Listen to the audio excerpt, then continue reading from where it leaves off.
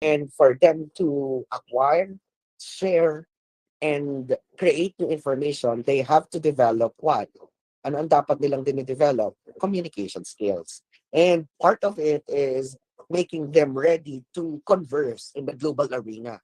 And one of the languages that is essential for the students to converse in the global arena is the English language. So that ini-equip din natin yon. Not only being good in English, but being good in communicating his or her thoughts using English language, right? So after the learning skills, we have literacy skills.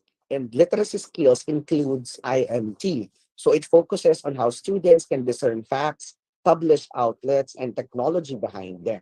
So lagi nating tatandaan that we are in the information and digital age. And technology is always present. And the vast information is always there over the internet. But we have to make sure that our students were able to synthesize and analyze the information they can acquire and syempre be able to responsibly use technology. That's why we have to develop literacy skills. And part of this is number one, information literacy. So dapat nade-develop sa ating mga bata yung pag-discern ng what is right and what is wrong when it comes to information, what is credible and what is not. Para hindi na madaming mga mag-aaral, madaming mga bata, madaming mga tao ang mga biktima ng disinformation at fake news. Okay? The next one is media literacy. Okay? As much as possible, we have to teach our students to become responsible users of media, be it print, be it digital, or any forms of media. And the next one is technology literacy. Our society now is technology driven.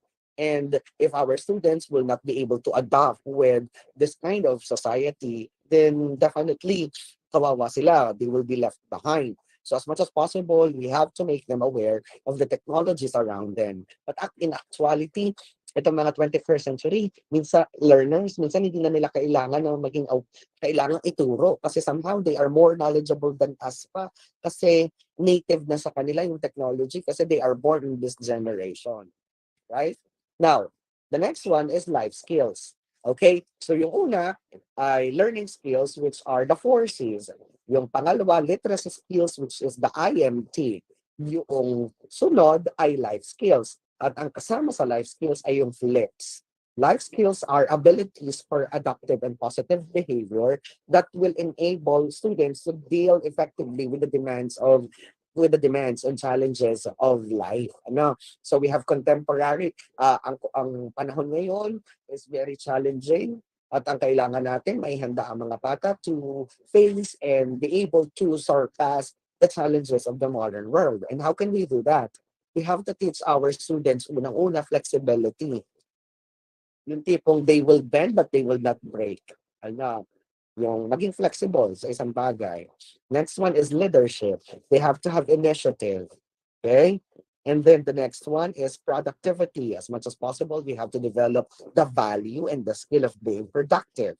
And the last one is social skills. Ano? That's why it's called as flips. Flexibility, leadership, initiative, productivity, and social skills. So all those skills were essential to make our students be ready in facing the modern world. And why did I tell you this? Or why did I share that those skills? Unang-una, we have to develop those skills kasi they are living in a modern world.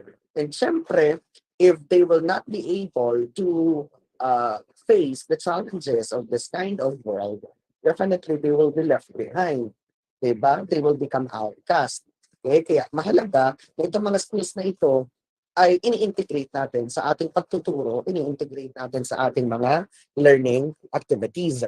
And if we're able to develop these 21st century skills among our learners, then they will become ready for higher education, for middle level skills development, for entrepreneurship, and for employment, which are the exits or the career pathways after graduating the K-12 curriculum. At kapag na-develop natin yung lahat na yon, ang ating outcome is holistically developed Filipino learners with 21st century skills. Di ba? Napakagandang pakinggan at napakagandang makita ng ating mga bata at ang mga future generation or younger generation are holistically developed individuals equipped with 21st century skills. May tanong po. Do you have any questions? Kung wala pong, alright, kung wala pong tanong, kindly comment a heart again.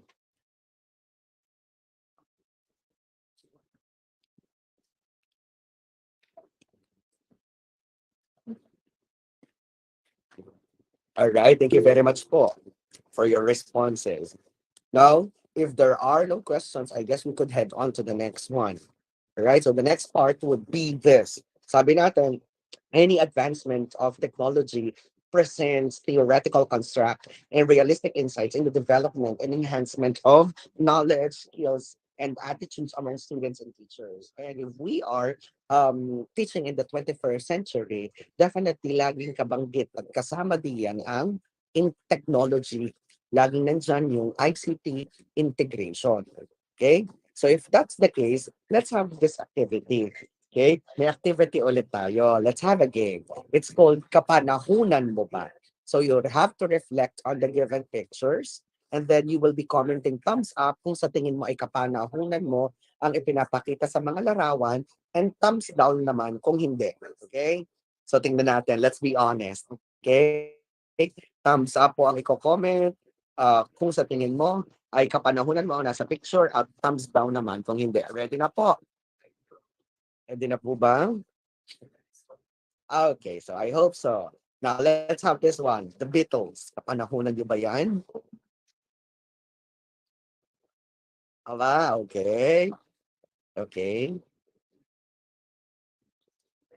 Apa nga naman. Parang, yes, okay.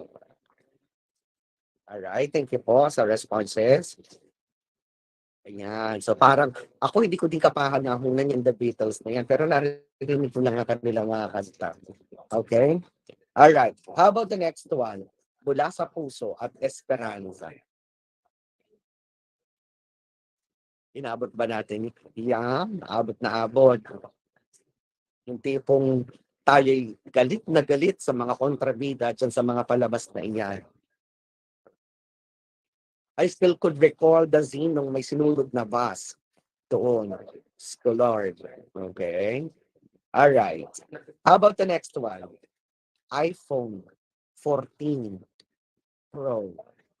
Kapanahunan ba natin yan? Oh, yes. Okay. Batang 90s. Yes, sir.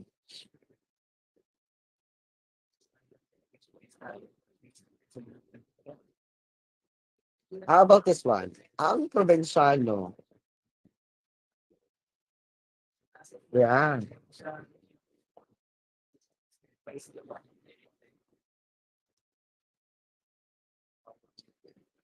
Okay. Thank you po sa inyong response. How about this one? Inaabot niyo ba yan yung may sayawan sa baryo?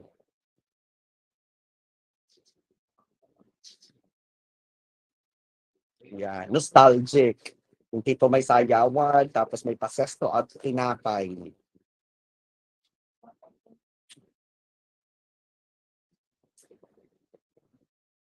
Alright. How about this? Automatic washing machine. Walang pambili. Pero abot, wala lang pambili. Same. Okay. How about this? VHS. Inabot niyo ba to? Pag manunood tayo, kailangan ng pelikula naka-VHS.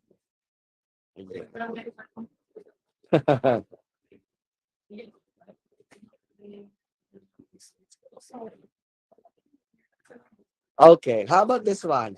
Blackpink. Inabot ba natin yan? Kapanahunan ba natin yan? Okay. How about this one? Counter-Strike. Sino yung abot yung Counter-Strike? Ako during my high school days, ito yung laro na uso. Wala pa ng mga Mobile Legends, kundi Counter-Strike.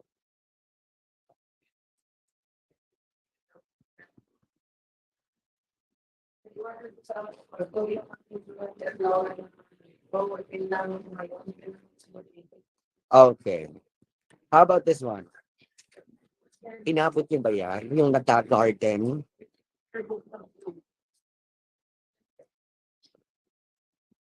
Yung tipong pataasan ng plot ang mga bata? Okay. Thank you, thank you. Alright, how about this? Lansang di uling. Nakagamit pa ba kayo niyan? No. No daw. So yung tipong pag namamalansa ay amoy sinaing na kanin kasi yung iba ay sinasapin yung dahon ng saging sa planchang di uling. Alright. How about this one? Mobile Legends. Inaabot ba natin yang Mobile Legends na yan? Yes. Ayan. Alright. How about this? Ganito na ba ang klase ng pagtuturo ngayon?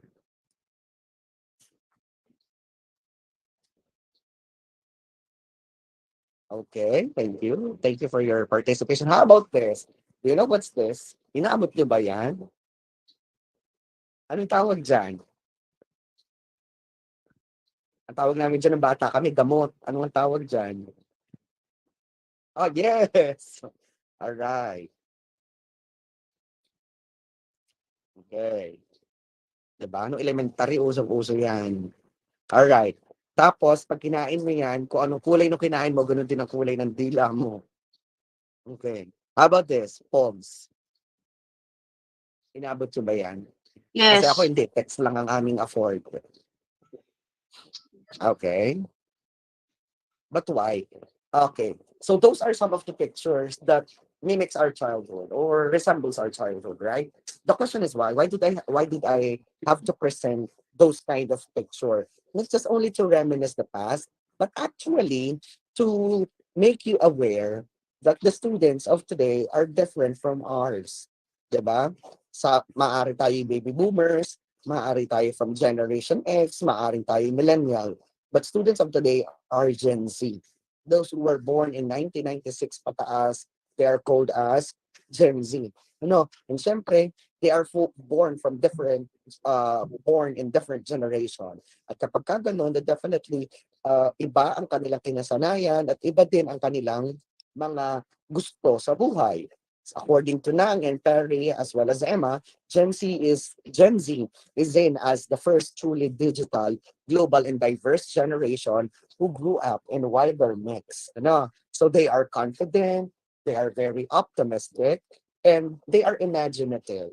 And sometimes they think more laterally than the other generation. And truly, ma-observe niyan sa inyong mga kapatid, sa inyong anak, somehow.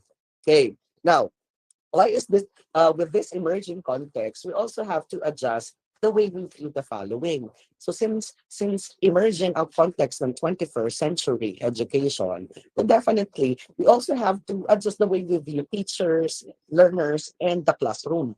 Kasi sabi nga natin, we cannot develop 21st century learners if our practices, if our strategies remain 19 kopong-kopong.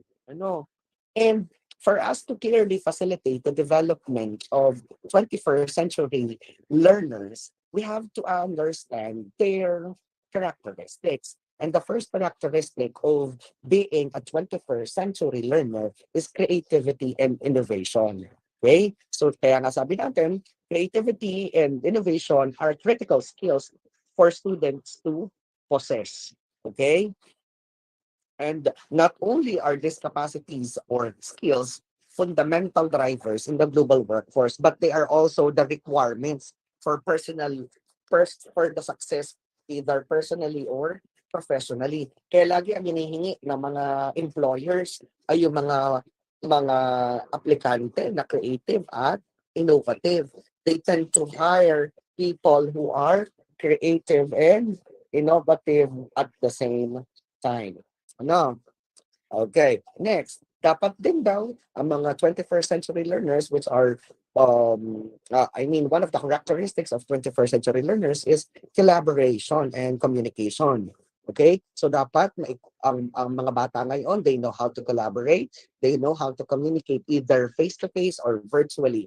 Kaya kung mapapansin natin, students of today are very vigilant, they are very active in social media, and it's seemingly hindi masyado silang nasosurpress at hindi nahihiya na sabihin yung kanilang ideas. Unlike before, nung panahon natin, tayo medyo nahihiyang mag-voice out ng ating mga idea at pananaw sa mga bagay-bagay. Okay? So due to the increasing improvement of technology and economic globalization, yung skills na ito become necessary, and this collaboration and communication skills are needed for students to succeed in life. Okay? Patatlo, critical thinking and problem solving. Why do we have to develop critical thinking and problem solving among our students? Siyempre, the world is constantly changing, and for them to be able to cope and adapt to the changes in the world, they have to think critically and they have to be able to solve problems. At yun yung makikita natin sa 21st century learners. Majority of them are critical thinkers and problem solvers. Okay? Okay. So yung paapat, global citizens. Itong mga 21st century learners are digital natives. Ano pag sinabi nating digital natives? They are actually acquainted with the technology present or with the available technologies in the world, in the society. So 21st century learners need to be effective as global citizens in order for them to be able to be educated with different cultures and lifestyles of the world. And these global citizens facilitate a better understanding of the other people. Diyan pumapasok yung tinatawag nating cultural relativism. Na dati ang daming prejudices, but now walang masyadong kakaunti sa mga millennials ang may prejudices because they are aware of the things around them or of the people around them. Number five is technology literacy. It's tantamount to saying that if we are developing 21st century learners, dapat taglay din nila yung technology literacy, which is the fifth characteristic of being a 21st century learner. They know how to use technology. They are aware of the functions of technology. So 21st century students are accustomed to frequent changes in technology and welcome any technological innovations as they occur. Kaya kung mapapansin natin, ang mga cellphones, ang mga laptop ngayon, wala pang isang taon, may bago na ulit na modelo. Kasi nga, rapidly changing ang ang technology. And that's because of innovation and creativity. 'Di ba? Yan bang mga bagong cellphone, mga bagong modelo ng sasakyan, mga bagong bagay na ini-enjoy natin ngayon, yan ba ilalabas without creativity and innovation? 'Di ba? Next, number six. Siyempre, we are developed, the 21st century learners are lifelong learners. Okay? So, ibig sabihin, paano pag sinabi nating lifelong learners, they continuously strive to learn. Okay? 21st century society is constantly evolving. As a result, students need to have the ability to become lifelong learners for them to adapt to changes.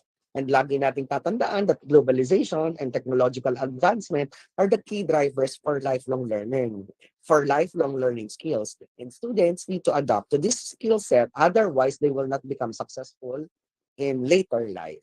Okay? So kaya dapat sila ay lifelong learners. Okay? So those are the main characteristics of 21st century. At uulitin ko nga, sabi natin, we cannot develop 21st century learners if our strategies and practices remained 19 kopong-kopong. Alam nga namang ganun ang kakayahan at tinataglay na karakteristik ng iyong mga estudyante, tapos ang practices mo namang ginagamit, sinauna. Abay, sa tingin mo ba magiging effective yon? Sa tingin mo ba magiging maayos ang estado ng pagtuturo at pag-aaral ng mga estudyante? Definitely no. Okay? Now, how about teachers? Given the fact that those are the things that we have to consider about the learners in the 21st century education as one of the educational reforms, the question now is, how about teachers? Ready ba ang mga guro sa ganitong bagay?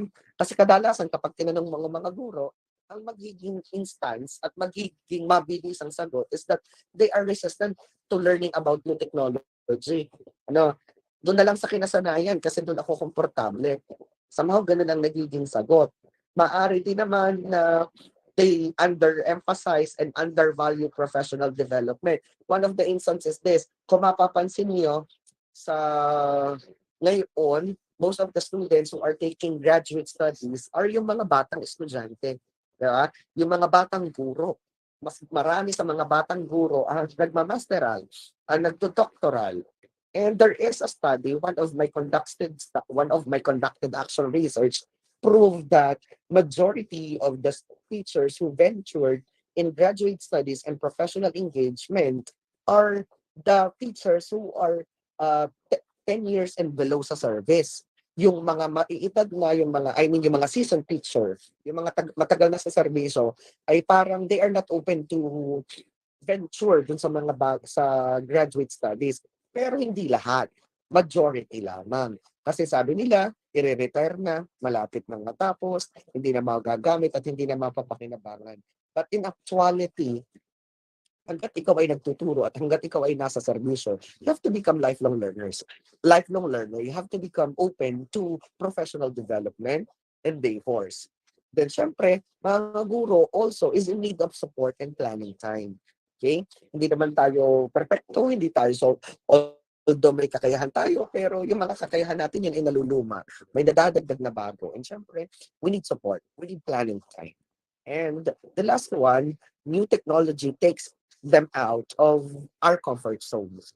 No, syempre dahil may bagong technology, I mean beyond our comfort zone yun. Ang tendency tayo ay not capable of using them. Kaya kung mapapansin natin, nung unang blast ng distance learning, ang daming guro ang bumili ng bagong laptop, ang daming guro ang nagsanay gumamit ng mga online platforms, ang daming guro ang bumili ng mga devices para at least ma-support yung kanilang pagtuturo. At syempre, kaakibat noong pagbili ng mga gadgets na yun ay ang sakripisyo din nila para sa pagtuturo. Inaral nila iyon, i-familiarize nila ang mga sarili nila dun sa mga bagay na iyon. Okay? And kung mapapansin natin, those instances serves as an inspiration to us na, yeah, there are new things, but if we remained, I mean, if we not adhere to those changes, ang mangyayari ay hindi tayo magpe-perish, mawawala tayo. Hindi naman mawawala sa pagtuturo, kundi mala-left behind. Okay? Now, so what are the roles of the teachers in the 21st century education? Hindi naman pwedeng estudyante at estudyante lang kasi the teachers act as facilitator of learning. But, ang tanong, ano ba ang ginagampanan na papel ng mga guro to facilitate learning? Una, we act as classroom facilitator. Gone are the days that the teacher serves as, gone are the days that the teacher monopolized learning. Yung tipong tayo na lang tayo ang nagbibigay ng information. Ang bata taga-tanggap na lang ng taga-tanggap, taga-kopya na lang ng taga-kopya. Hindi ganon. Ngayong panahon ito, we act as facilitator. We facilitate learning. Rather than instructing them, we facilitate them. We facilitate learning. Kumbaga, tipong we allow them to generate their own meaning, collaborate, and come up with new ideas based on the concept that we have provided. Ang role lang natin, nagpa-facilitate. The next one, we need to establish a safe, supportive, and positive learning environment for all students. Okay? Hey, and siyempre dapat atin ding ini-ensure ang well-being ng ating mga estudyante, be it physical, emotional, spiritual, and all aspects of student well-being, to ensure that we provide them with safe and supportive as well as positive learning environment. Bilang 21st century teacher din, dapat fina-foster natin ang cooperation among our students within the classroom. Hindi natin ikinukulong sa isang bagay lamang ang kakayahan ng bata. Ina-allow natin silang mag-collaborate at mag-participate sa iba't ibang gawaing pampaaralan or aktibidad sa classroom. Next, we have to encourage students' curiosity and intrinsic motivation to learn.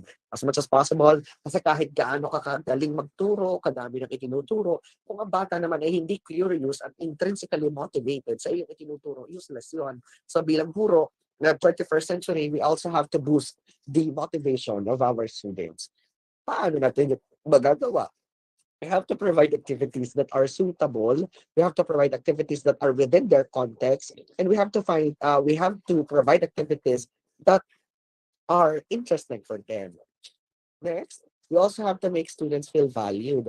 As a teacher, we have to recognize our students. If they have given an insight na importante, na mahalaga, give credit. Kasi students tend to become more cooperative and participative in the teaching and learning process if they feel that they are being valued inside the classroom.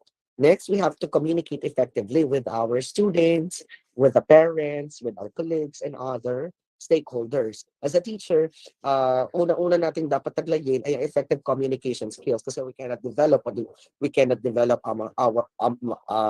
skills sa ating estudyante if tayo bilang guro ay walang ganong kakayahan. So dapat unang-una, we have to have effective communication skills na magagamit naman natin sa pakikipag-converse sa ating mga estudyante, pakikipag-usap sa ating mga magulang, sa ating kapwa-guro at sa ibang mga stakeholders. Bakit ba kailangan makipag-communicate sa mga ito? Because they are our stakeholders and they are part of the teaching and learning process or the educative process. At kapag hindi sila involved, ay hindi maganda, hindi revitalize ang ating education program. Next, we have to use language to foster self-expression, identity development, and learning among our students. No, as much as possible, allow your students to express themselves freely. 'Di ba? Huwag mong hahadlangan kung ano ang kaniyang, kung paano niya ini-express ang kanyang sarili. Kasi there are instances na kapag ang bata ay nasosurpress, napipigilan na hahadlangan ang expression ng kanyang identity, malaki ang nagiging impact sa kanyang paglaki at paglago. So as much as possible, dapat kaagapay tayo ng ating mga estudyante in the course of their identity development. No? Next, we have to listen thoughtfully and responsibly. As much as possible, ang mga bata may mga hinaing yan, may mga dinadala yan. So dapat tayo ay willing din makinig at responsable din tayo sa pakikinig. Kasi kung tayo na may nakikinig nang hindi naman natin inuunawa ang komplekso ng mga bata, sayang lang ang pakikinig. Sayang lamang ang pagtitiwala sa iyo ng mga bata. Kasi yung pagbabahagi sa iyo ng bata ng kanyang nararamdaman, it takes a million courage. At kung hindi naman natin yun i-value, sayang yung courage ng mga bata. Then, we have to foster cultural awareness and cultural sensitivity. Kaya nasabi natin, 21st century learners are digital natives. They are global citizens. And if we are saying that students are global citizens, definitely dapat aware tayo at itinuturo natin sa mga bata yung pag-appreciate sa culture ng ibang tao. Okay? Now, kung yun yung characteristics, now what are the challenges of teaching in the 21st century? Ano ba yung mga kinakaharap nating problema sa pagtuturo ng 21st century? Una, how to make learning relevant to the students. Paano natin masasabi na ang ating itinuturo at ang mga pinapagawa natin sa mga mag-aaral, be it in terms of a performance task or learning activities, stay relevant sa ating mga estudyante, sa kanilang needs, sa kanilang skills, kanilang potential, at sa kanilang context. That's the first challenge. The second challenge, the distraction brought by technology. Technology is good when used appropriately, but when it will be used excessively and destructively, hindi siya nakakatulong sa pag-aaral. Isang challenge yan. Paano natin mami-minimize ang excessive use ng technology? Next, expensiveness. Mahal ang pag-sustain ng technology at pag-sustain ng iba't ibang resources. Pero sabi nga natin, good teaching, one of the qualities of good teaching is that we would be able to use the available resources and instructional materials. So doon maaari nating ma-resolve yung issue number 3.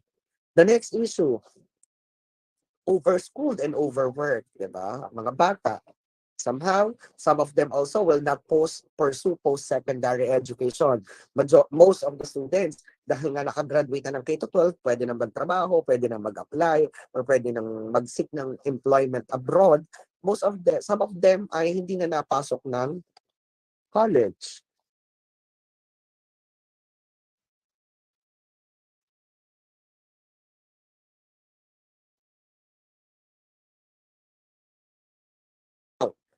Kung yun yung estudyante, yun yung sa teacher sa 21st century, anong sunod?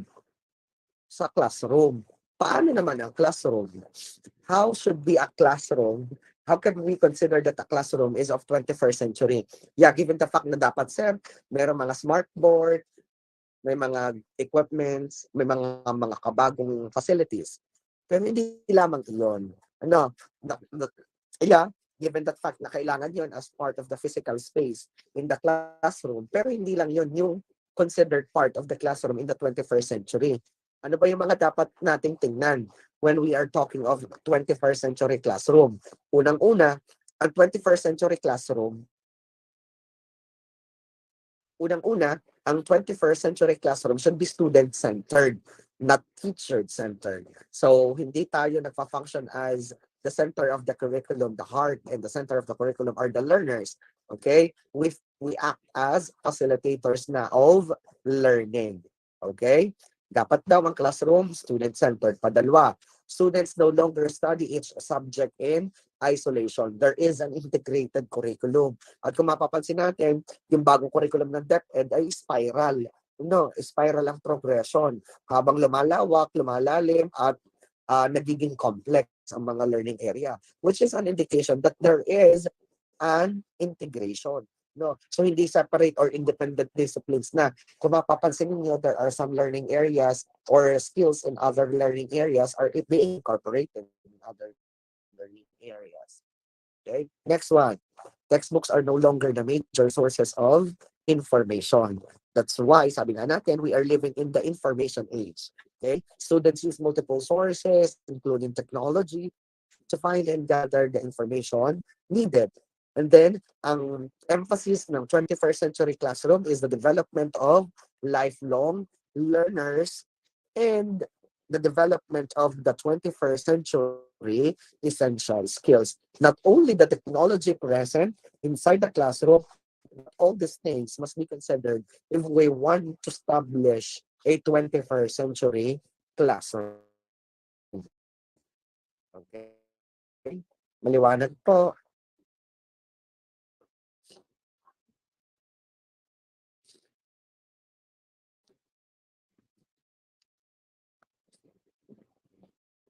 Alright. Okay. Salamat po sa inyong responses. If you have question, feel free po ha.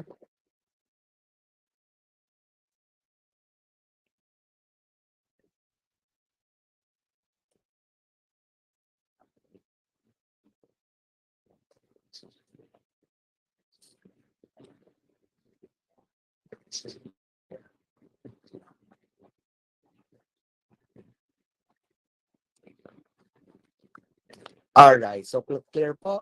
We'll be heading on to the next topic. Okay. Utilizing responsive and appropriate pedagogies. O, yun. Dahil nga alam na natin ang 21st century classroom, ang 21st century education, which is the one of the education reforms now, alam na natin kung ano ang meron sa 21st century learners, meron sa 21st century teachers, at meron sa 21st century classroom, at ano ang education.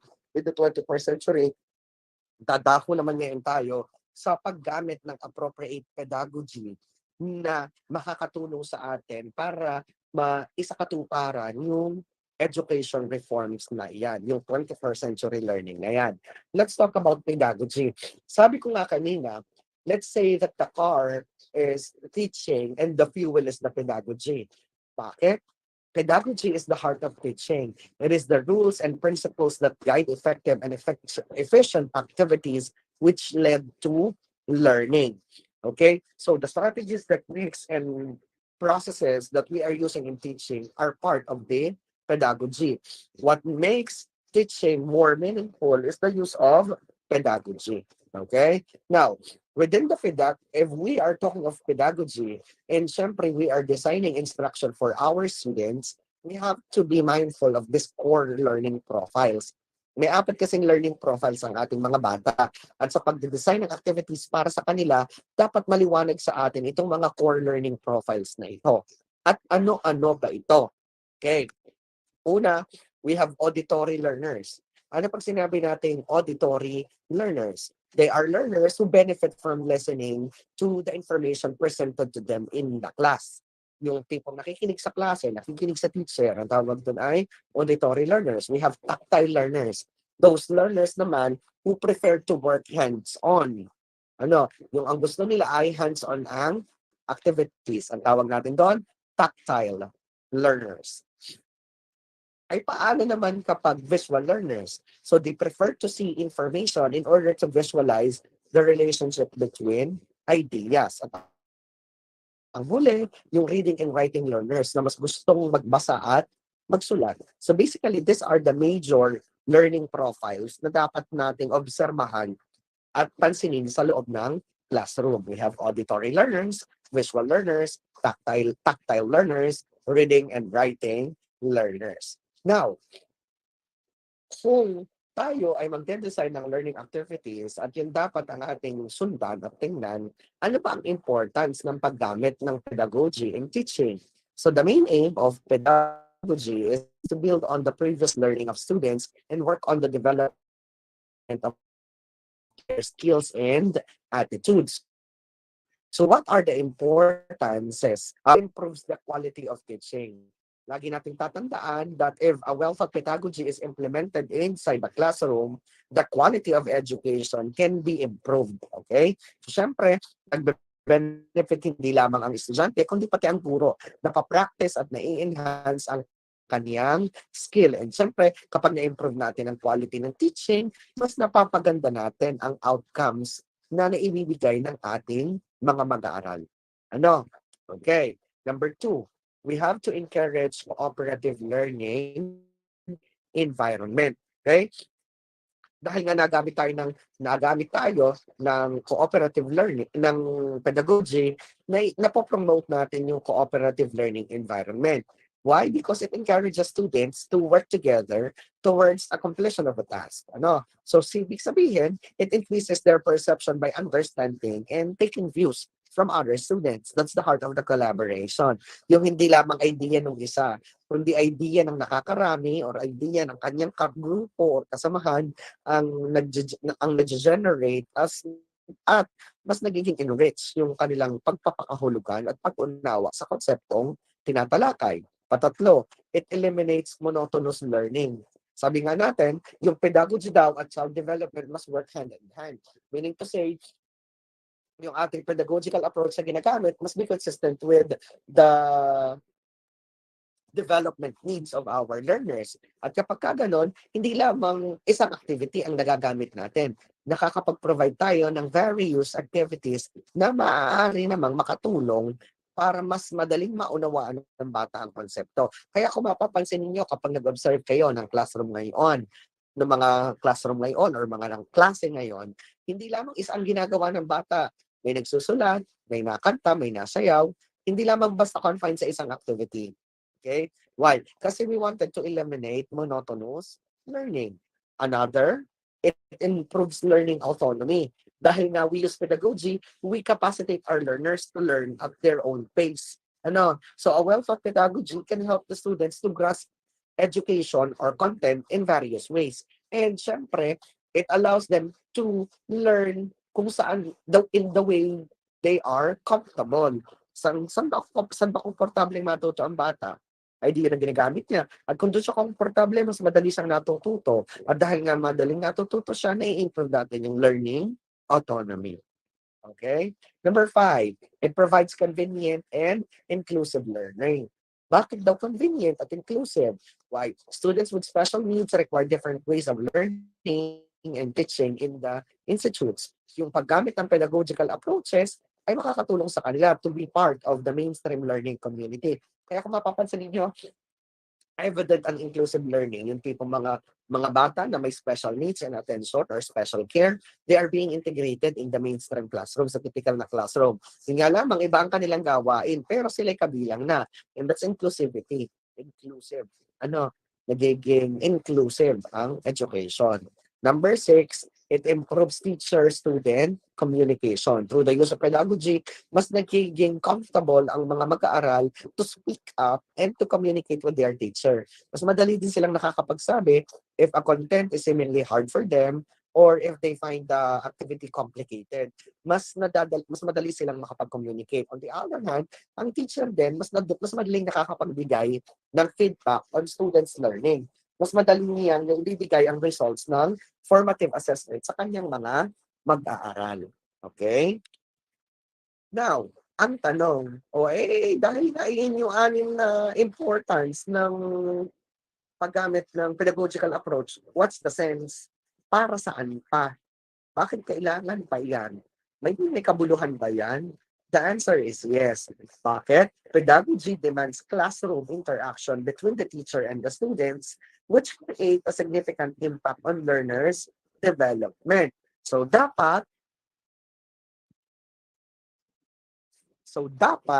ay ating ating inaalaw at kinakapacitate ang ating sarili na gumamit ng pedagogy. Kasi we cannot enhance our teaching skills if we are not using appropriate pedagogies.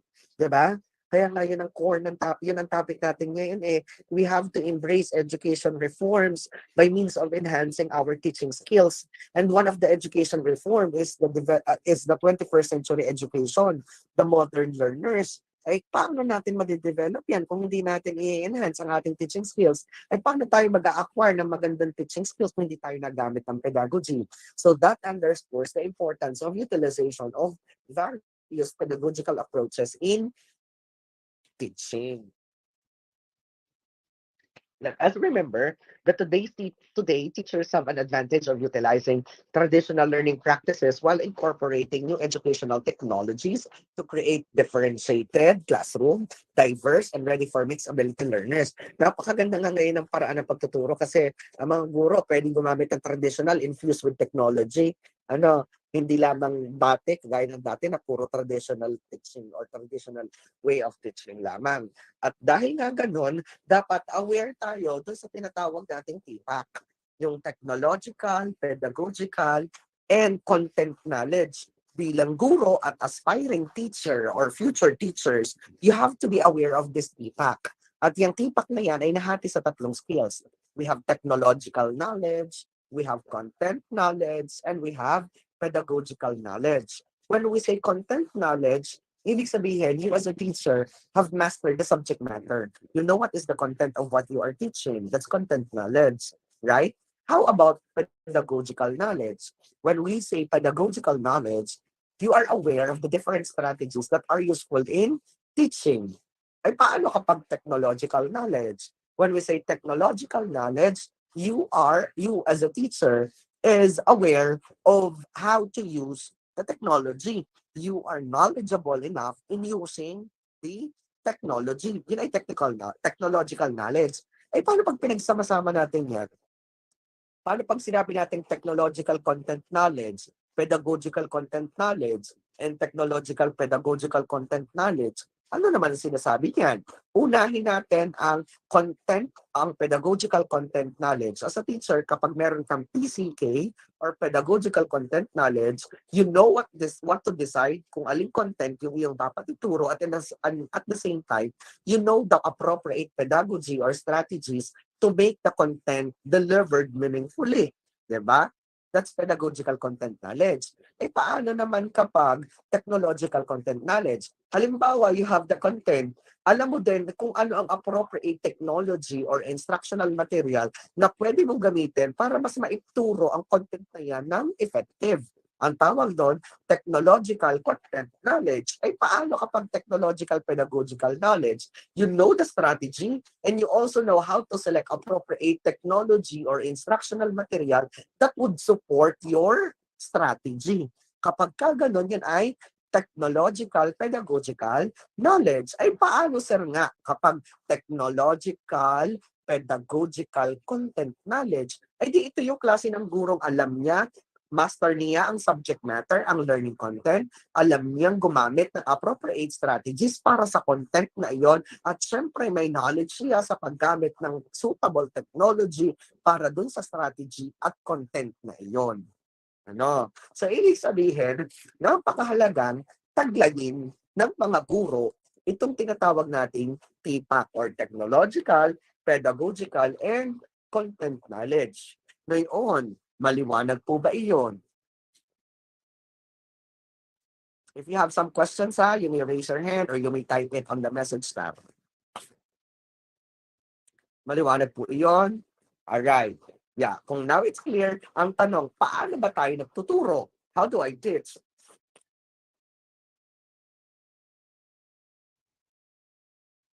Paano ko ba itinuturo yung mga learning content na iyan?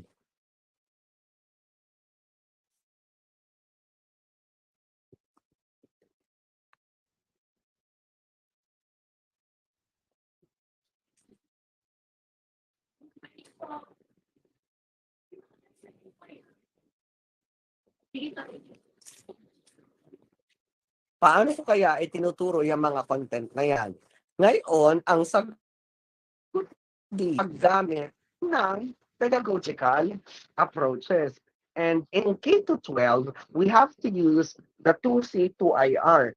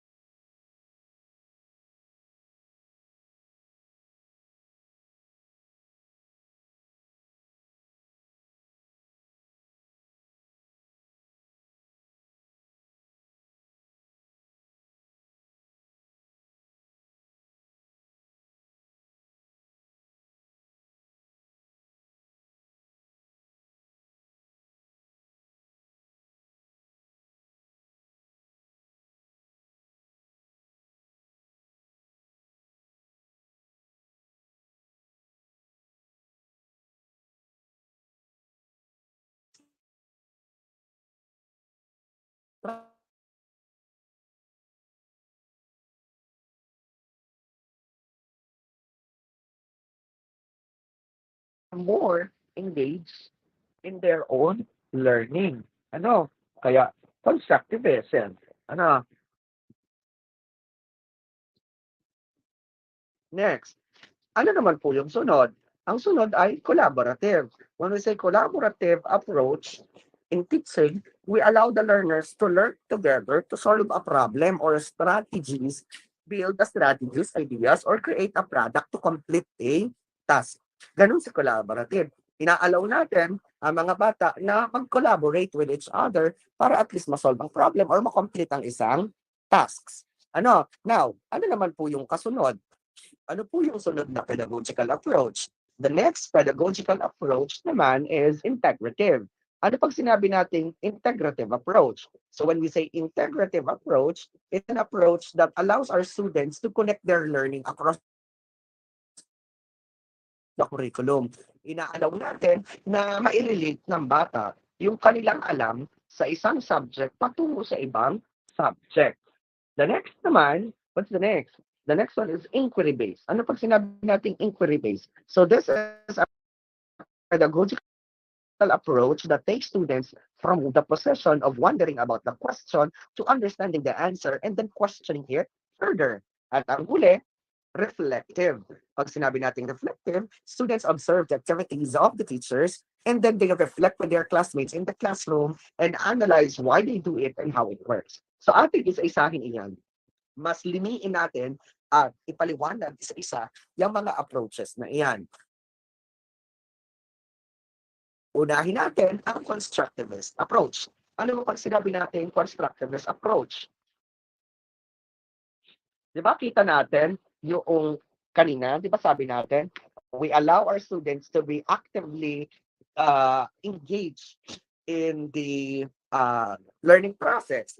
Yun yung heart ng constructivist approach. We encourage learners to relate their experiences with the topic and or the learning content. So dapat sa constructivist approach, hinahayaan natin na yung kanilang experiences mai-connect ng mga bata sa content na kanilang inaaral. Next, we allow also the learners to be actively engaged in constructing new meaning based on the past and current knowledge. Ibig sabihin, yung past and current knowledge ginagamit natin sa pag-unawa ng bata sa bagong knowledge or bagong information na kanilang aalamin. Ano? Next, we have to also create motivating conditions in the teaching and learning process. As much as possible, motivation must always be there para mas engage ang ating mga bata sa pag-aaral. Next, we also have to provide problem-based situation for critical thinking. As much as possible, sa constructivist approach, nade-develop natin ang mga bata as problem solvers. How can we do that? We provide problem-based situation. Yung tipong may mga activities tayo na isosolve nila yung problem and then allow them to create their own ways or devise their own ways and strategies on how to solve an issue or a problem. And in that way, we allow our students to develop their critical thinking. Also, we can offer lessons that focuses on the process rather than the product. Kasi nga, ito ay constructivist approach. We are focusing on how students construct knowledge. And if that's the case, dapat ang focus natin ay on how they could construct knowledge on their own. So ngayon, kung yan si constructivist approach, ano ba yung mga example ng activities na maaari nating gamitin sa constructivist approach? Pwede halimbawa, oral discussion, pwedeng mag-KWHL chart tayo, yung what I know, what I want to know, what I have learned, and how I know it. Pwede rin mag-mind mapping, pwede rin may hands-on activities, pwede rin may pre-testing, pwede rin outcomes-based performance, pwede rin naman na reciprocal teaching and learning. Maaari din namang magkaroon tayo ng projects or exhibit, laboratory experiment, utilization ng multiple intelligences, and guided instruction. So these are some of the suggested strategies for constructivist approach. I repeat, these are only suggested. Do not limit your creativity with this suggestion. Kung may naiisip ka pang ibang strategy that are consistent and congruent to constructivist approach, so be it. Use it. Ano? Hindi yun limitado sa nakalagay lamang sa slide na ito. Okay? Maliwanag po? Yun si constructivist. Now, ang tanong, anong sunod? Collaborative approach. When we say collaborative approach naman, mga ma'am and sir, it allows the learners to work in groups to solve a problem, complete a task, and or create a product appropriate to the learning content. So pag sinabi natin collaborative, simple lang, students work together. Pero wag natin ikulong ang ating sarili na kapag sinabi natin collaborative ay groupings lagi or by partner lagi. Hindi sa lahat ng pagkakataon ay pwede ang groupings as collaborative approach. Yung hinati mo sa 3 grupo ang bata, may gagawin silang activity, hindi ganon. Napakadaming paraan ng paggawa, ng pagpa-provide ng collaborative approach. Lalo na ngayong pandemic, bawal ang grouping sa mga bata kasi gusto natin na maintain ang social, ang physical distancing. Eh paano pa rin maaasa katuparan ng collaborative approach? Halimbawa, you provided the document sa iyong mga estudyante and then you ask them to edit it through Google Docs. Tapos lahat sila nakalagin, nakakapag-collaborate sila kahit virtually. Tama? Pwede rin naman halimbawa, buong class, okay? Nang hindi na sila mag-grupo, nagko-collaborate ang buong class. So it doesn't necessarily mean that if collaborative ang approach, ay kailangan may groupings, hindi sa lahat ng pagkakataon. Ano?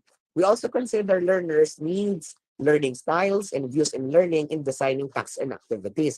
Dapat tinitingnan din natin ang ang pangangailangan, ang kakayahan, ang style ng mga bata para at least makapag-provide tayo ng activities. Meron kasi mga bata na pagsulatin mo, hindi magaling. Pero pag-recitin mo or pag-discussin mo, ang galing-galing. Why? Because we have students possess multiple intelligences. Iba-iba ang kanilang antas ng kakayahan at katalinuhan. Kaya dapat open tayo bilang guro sa mga ganong instances. Okay? The next one, we have to provide learners the opportunity to explore and apply the course material, the learning content, and the topic together. No, hindi lamang sa paggawa ng activities or pag-solve ng problems, evident ang collaborative approach. We also have to allow them to explore the material and the learning content together. They could also, in collaborative approach also, we could encourage learners to share their insights and ideas which are related to the topic. And syempre, could help them in coming up with a good output. The next one, we could also design, in collaborative approach also, we design activities that will allow the learners to socialize and interact with their classmates and even in with their teacher. At tatandaan natin mga ma'am and sir that hindi naman sa lahat ng pagkakataon kapag collaboration ay kailangan agad ng groupings. Ano? We could collaborate without groupings. Ano? Okay. So ano naman ang mga examples or mga suggested activities that are aligned to collaborative approach? Pwedeng halimbawa, project presentation or action research, pwedeng peer teaching or editing, pwede ring jigsaw method. Ano ba pag sinabi natin jigsaw method? So for example, we have a big task. In order for us to accomplish the task, you divided the class into several groups, and each group perform different tasks para at least ma-accomplish yung big task. Parang pagbuo ng puzzle. Ganun yung jigsaw method. Alright? Pwede rin naman sa collaborative approach ang think, pair, share. Pwede rin ang debate. Sir, di ba ang debate pwede siya sa ibang approach? Bakit pwede siya sa collaborative? Ay, di ba when you are doing debates, you have to discuss first your ideas with your teammates. O, di ba? Kung may sharing ng ideas at merong facilitation ng collaboration, collaborative approach yun. Pwede rin demonstration, small groups, it could also be case studies and analysis, pwede rin ang simulation, pwedeng roundtable discussion, concept mapping, yung paggamit ng Google application, another form of collaboration. Lalo na kapag nasa distance learning ang bata, syempre, impossible ang groupings. Anong gagawin natin? We have to think creatively. We have to use the available resources or technology para ma-practice ang collaboration. At yung paggamit ng Google Docs, nakakapag-edit ang mga bata simultaneously. Di ba? Pwede ring differentiated instruction or tiering, pwede ring group presentation, and scenario building. Again, these are only examples. Do not limit yourselves with the different types of, with the different kinds of approaches that are useful in collaborative approach. Sample lang ito, pwede po kayo mag-isipan ng iba. Okay. Next, number 3 is integrative approach. Oh, we're done with collaborative approach. We're done with constructivist approach. Ano naman ang sunod natin so dapat alamin bilang ang pinag-uusapan natin ay pedagogical approach para at least ma-enhance natin ang ating teaching skill. Ang patatlo na dapat po nating taglayin at alamin at may sa katuparan ay ang tinatawag nating integrative approach. From the word itself, integrative, then definitely the presence of integration. And how can we establish or how can we utilize integrative approach in our teaching and learning process? Una, we have to allow learners to make connections and relate their own learning to their other subject. Yun naman yung pinakaunang example talaga ng integration. We allow our learners to relate the content that we are teaching to other learning areas. Pero hindi lang yun ang meron sa integrative approach. Pwedeng halimbawa, we encourage students to utilize and practice their skills acquired from other learning areas in exploring the topic. Pwedeng halimbawa yung topic ang ilalapat or i-integrate sa ibang subject, gagamitin sa ibang subject. Pwede rin namang yung skill. Halimbawa sa English, sa English, ako'y nagpasula, sa araling panlipunan. Ako'y nagpasulat ng sanaysay na may kaugnayan sa mga pangyayaring naganap noong panahon ng mga Hapon. Anong skill ang ginamit doon? Yung writing skill nila sa Filipino. Pwedeng ganun din. Another, we have to expose learners to activities with differentiated tasks while considering their learning styles and interests. Kaya kung mapapansin natin, may mga estudyante talaga, may mga klase talaga na iba-iba ang task ng mga bata depending on their learning styles. At ang tawag natin doon, differentiated instruction. So we also have simulation. We can provide simulation related to the content of the real world. Diba? So ibig sabihin, hindi lang subject, pwede rin i-relate sa real world. And later on, marirealize nyo, parte din pala yun ng integration. Kasi we have different types and forms of integration. And syempre, dahil we are teaching in the 21st century, dapat sa integration, kabilang yung paggamit ng ICT. Now, if we're talking of integration, we have different processes and types of integration. Ano-ano yon? And when it comes to processes, we have three.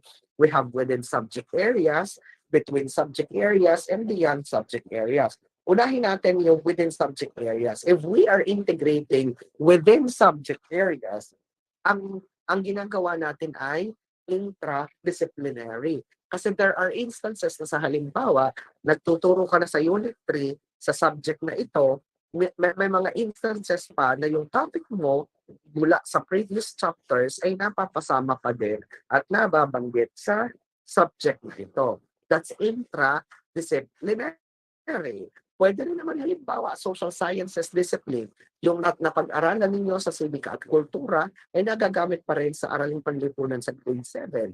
Then that's interdisciplinary within the discipline. How about between subject matter or subject area? Between subject area, una we have interdisciplinary and multidisciplinary. So what are the differences between inter and multidisciplinary? So ating tatandaan that if we're talking of interdisciplinary, ang ating ini-integrate ay iba't ibang disciplines. Say for example, the content of English are being integrated in araling panlipunan and other subject matter. Content. Paano pag multidisciplinary? Skills ang ating i-integrate. Tandaan, pag interdisciplinary, content. Pag multidisciplinary, skills. Kasi ang goal ng multidisciplinary approach is to provide or to add on to the existing skill. Paano naman kapag beyond subject area?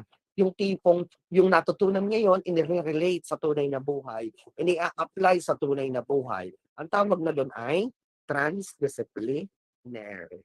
Okay, so bakit kaya pinaresent itong processes and types of integration? Kasi we're talking of integrative approach at dapat bilang isang guro, maliwanag sa inyo kung ano itong si integrative approach at ano yung mga uri ng integration para mas madali sa inyo mag-integrate at nang hindi nakakulong laan kayo sa isang uri ng integration, yung puro na lang interdisciplinary. Ay meron naman tayong intra, may multi at may transdisciplinary. Okay? Maliwanag po. Now, what are the suggested strategies for integrative approach? Pwedeng scaffold knowledge integration, pwedeng content-based instruction, pwede ring thematic teaching that you are teaching according to themes, pwedeng learning by design, pwedeng differentiated instruction, pwede ka ring magkaroon ng multimedia presentation, or pwede ring magkaroon ng graphic organizer, film viewing or festival, virtual field trips or tours, paggamit ng multiple intelligences, paggamit ng ICT or social media, at problem solving. Again, these are just only suggestions. You can add on to other activities. Sir, bakit yung iba dyan nabanggit na dun sa constructivist at collaborative? Ay di ba dapat under integrative approach lang yan? So, the answer is this. Ang sagot ay because it depends on the context. It depends on how it is being used. Ano? Maliwanag po?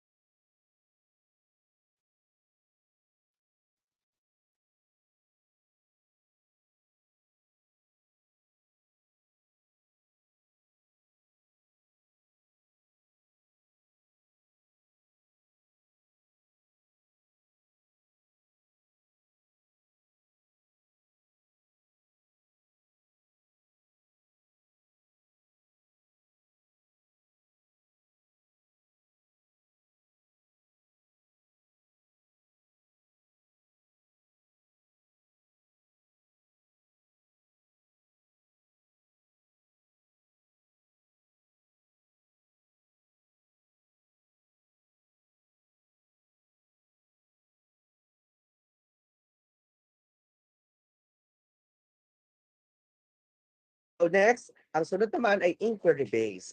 How can we say that there is inquiry-based? So lagi nating tatandaan that if we're talking of inquiry-based approach, it is always based on inquiry. Okay?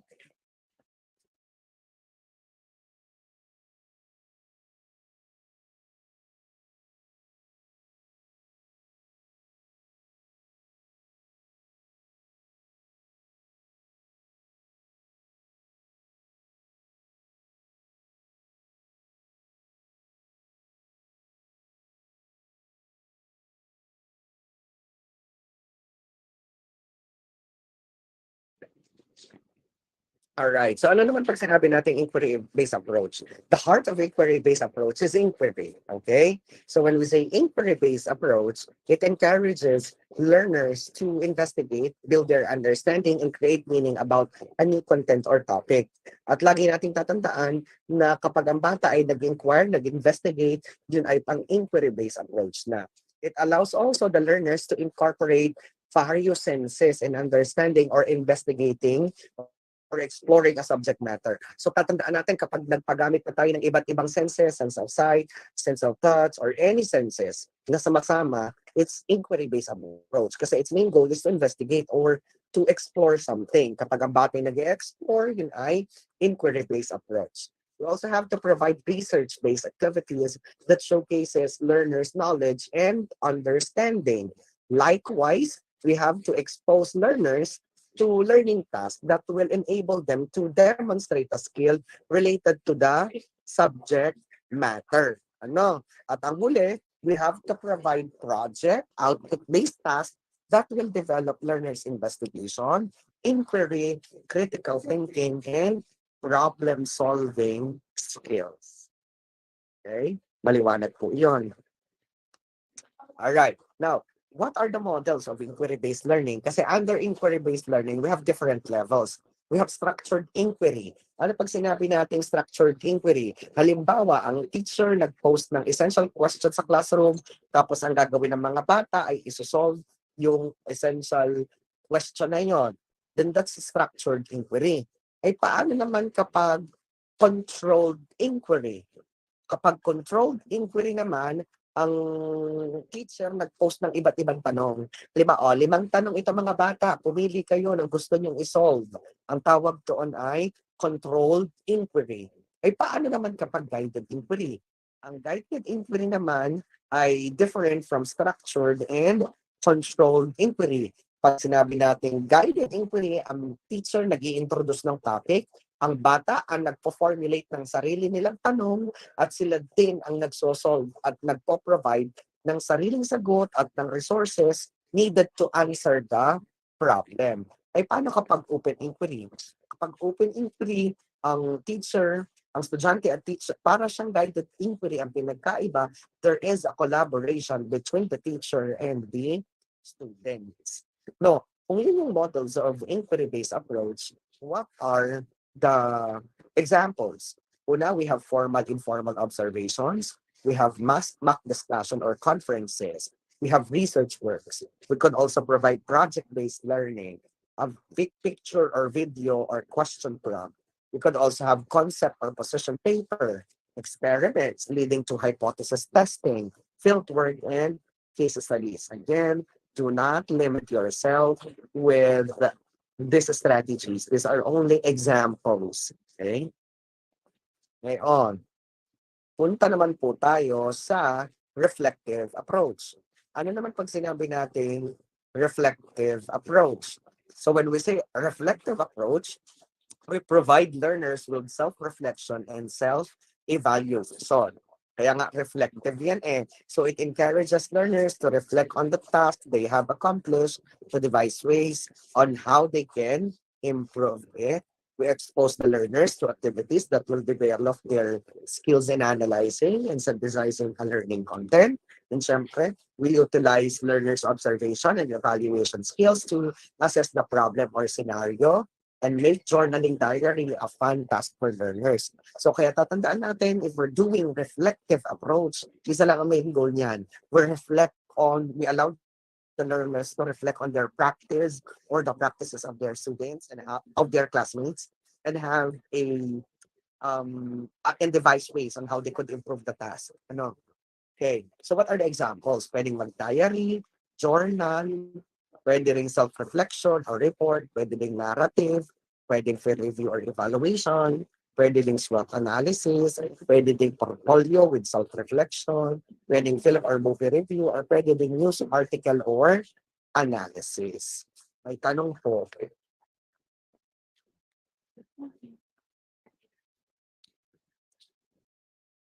May tanong po. Okay, so since it's already 10 a.m., to the facilitator, may I request a break po? Okay lang po ba? Hello po. Okay, so let's ask the facilitator. Sir J. Mark.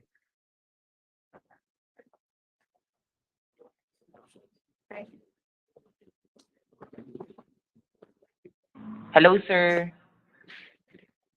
Okay, okay lang po bang mag-break? Yes naman po, sir. Opo. Okay, so let's have 20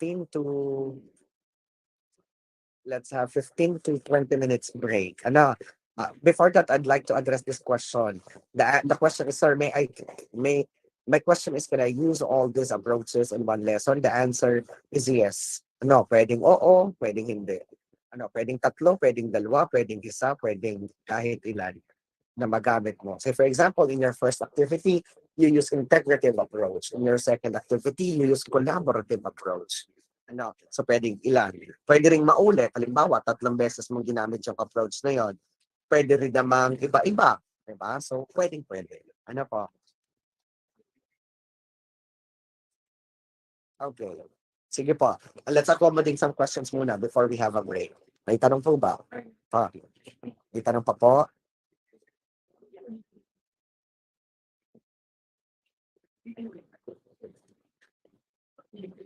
All right. So when we say intra-disciplinary, it's an integration of the content within the learning area or within the subject. Say, for example, the content in Araling Panlipunan grade 7 is being integrated to Araling Panlipunan grade 8. It's within the discipline. That's why it's called intra-disciplinary. All right. No worries. How about the others? Do you have any further question po? Okay.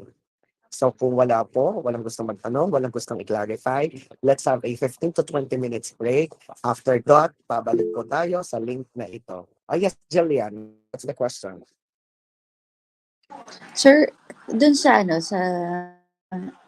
sa mga nabanggit niyo po, required po ba yung teacher na i-follow yung kung may sinet na standard na kailangan sundin na style yung school, or depende naman po sa teacher yun?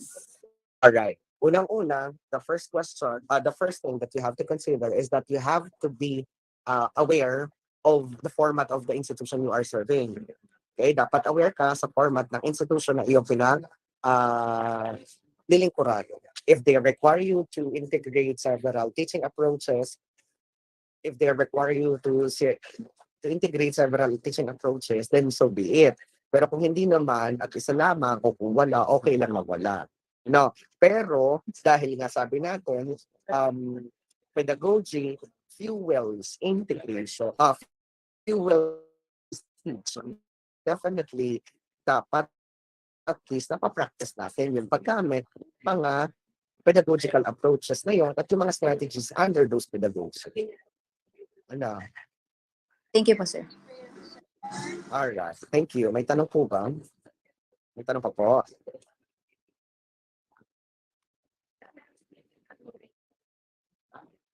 Alright, so sige, since it's 10 a.m. na, let's have a 15 to 20 minutes break po. After that, balik po tayo sa link kung saan tayo naka-join. Ano pa? Tayo po muna yung mag-orienta at mag-refresh. Thank you.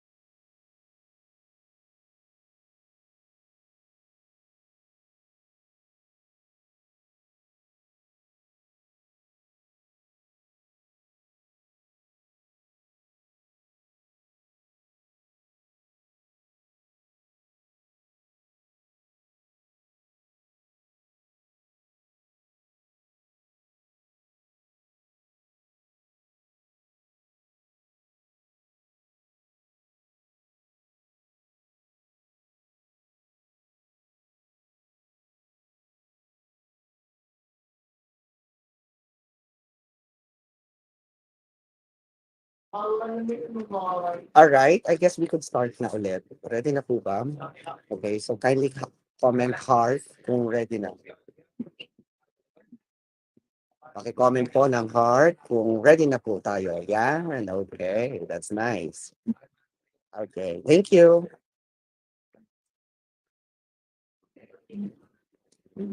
Okay, that's nice.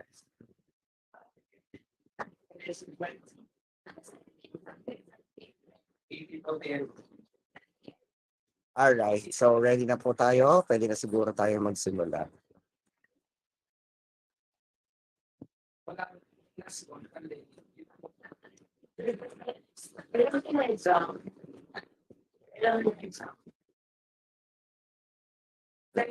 Pinag-offer natin yung last.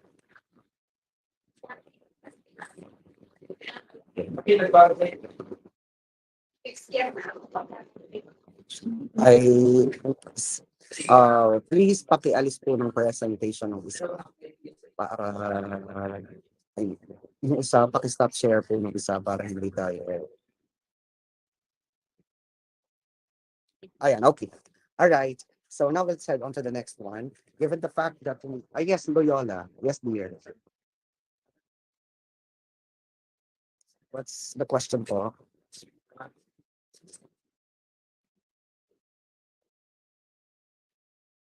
Siguro napindot lang. Sige po.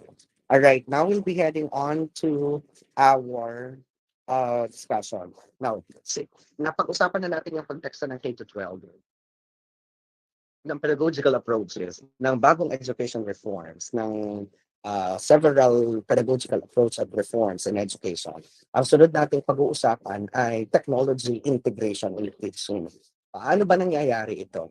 Okay, kasi sabi nga natin, one of the educational reforms is the advent use of technology inside the classroom. Ang tanong, how about the integration of technology in teaching? At kadalasan, ang ginagamit natin sa pagtuturo sa mga bata ay social media for 21st century learners. Ginagamit natin as a way or as tool to improve the teaching and learning processes and activities inside the classroom is the utilization of social media. As they say, the world is getting bigger yet smaller. Lumalawak ang ating horizon, lumalaki ang mundo natin, pero umiikli kasi in just a click, nakikita agad natin, nakakasama, nakakausap, nakakasalamuha ang mga taong nasa paligid, nasa ibang parte ng daigdig. In just a click, nandiyan na agad ang information na kailangan natin. So, napakalaki ng papel na ginagampanan ng social media sa ating society. So, social media are interactive, computer-mediated technologies that facilitate the creation and sharing of information, ideas, career interests, and other forms of expression via virtual communities and networks. And part of the social media is the social networking sites. It is an online platforms which people use to build social networks or social relation with other people who share similar personal, career interests, activities, backgrounds, or real life connections. And from this, we could say that we Filipinos are heavy users of social media, right? Lagi tayong Facebook, Twitter, Instagram, YouTube, and other forms of social media. So we have different forms of social media. We have weblog. Pag sinabi natin weblog, online journal in which pages are usually displayed in reverse chronological order. Sabihin kung alin yung latest, yun yung nasa unahan. So blogs can be hosted for free on websites such as WordPress, Tumblr, and Blogger. Nung hindi pa uso ang vlog, ito ang kadalasang nakikita natin, yung weblog. We also have wikis. So it's a collective website such as Wikipedia where any participant is allowed to modify any page or create a new page using a browser. Kaya kung mapapansin natin, ang daming na pwedeng makapag-edit ng Wikipedia kasi it's a form of wikis. Right? So any social media that allows the user to modify a page or alter something on the page using a web browser is called as wikis.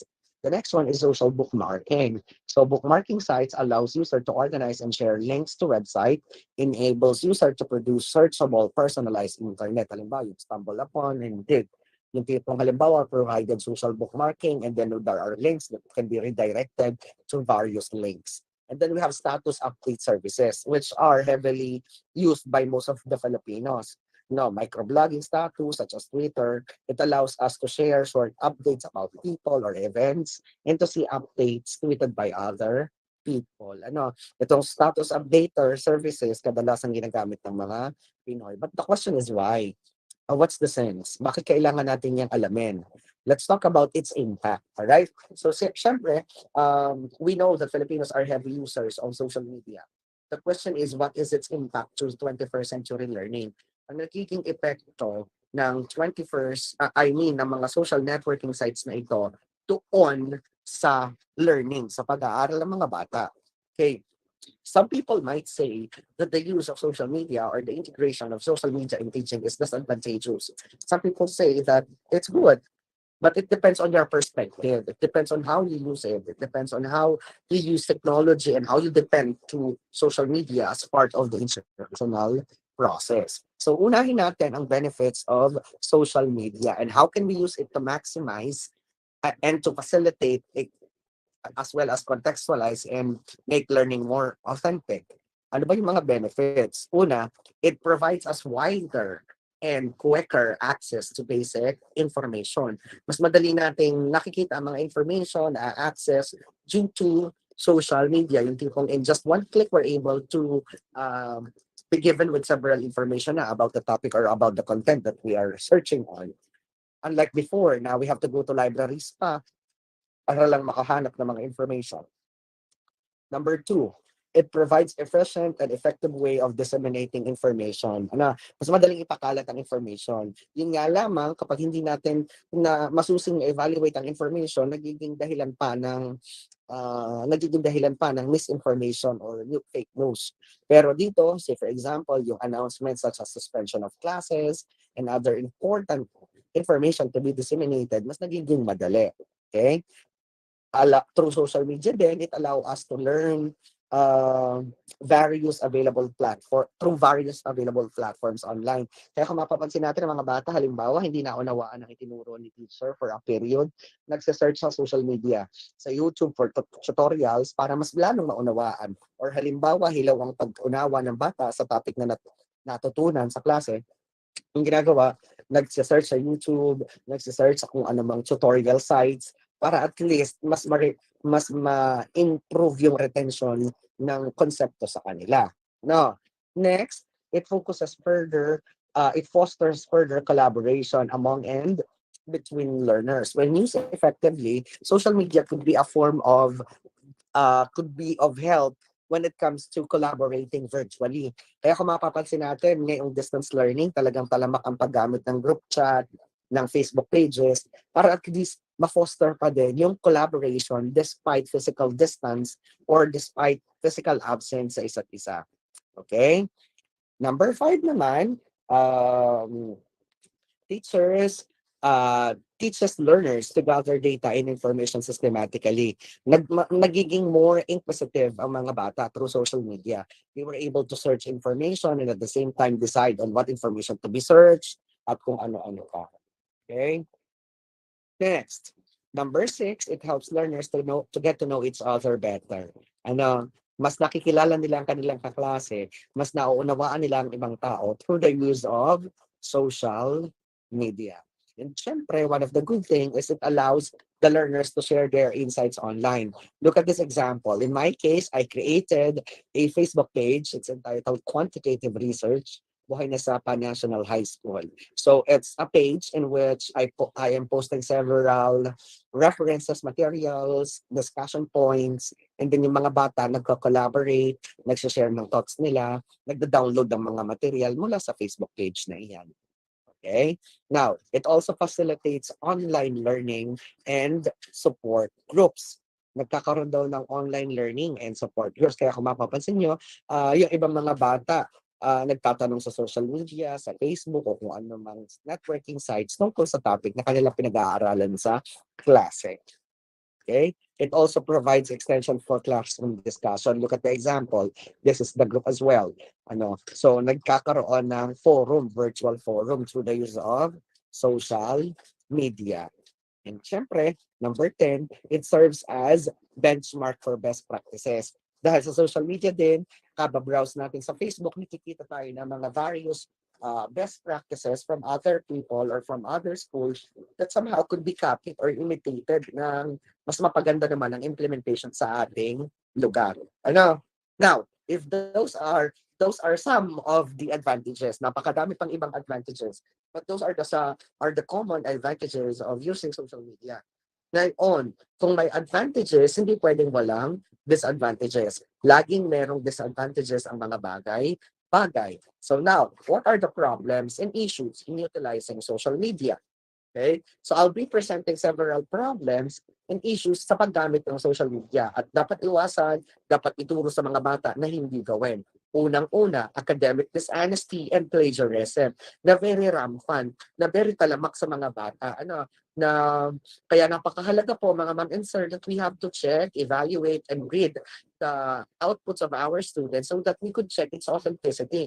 Kasi some of the works of our students are being are just being copied from the internet. Kaya dapat ituro natin sa mga bata yung pag-avoid sa plagiarism. Halimbawa, yung pagpa-paraphrase and other things. Okay? So kaya dapat paalalahanan natin lagi ang mga bata to avoid academic dishonesty and plagiarism. Padalawang disadvantage is that unregulated use may lead to wastage of time. Makakaubos ng oras ang hindi regulated na paggamit. Yung tipong, ay gagawin ko, ay bukas na nga lamang, mamaya na lang hanggang sa inumaga na. Next, number 3, causes distraction in studying. Yung tipong halimbawa siya, magre-review muna ako, mamaya na ako magre-review, manonood muna ako ng isang episode ng halimbawa ay Alchemy of Souls. Isang episode lang, napasarap na. Sige, isa pang ang episode hanggang sa inumaga na, hindi na nakapag-review, hindi na nakapag-aral. Pwede din naman, isa pang problem, cyberbullying. Yung mga post natin sa social media, nagagamit against us. Kita nyo to, yung nasa example, naging tampulan ng meme, ng mga video memes. Itong tao ito na naging biktima ng cyberbullying. Okay? Another din, may lead to social and emotional problems. Kasi halimbawa, yung mga nakikita mo sa Facebook, sa social media, malaki na pala ang impact, malaki na ang nagiging epekto sa iyo at sa iyong well-being. Okay? Kaya maaaring mag-lead to social and emotional problem.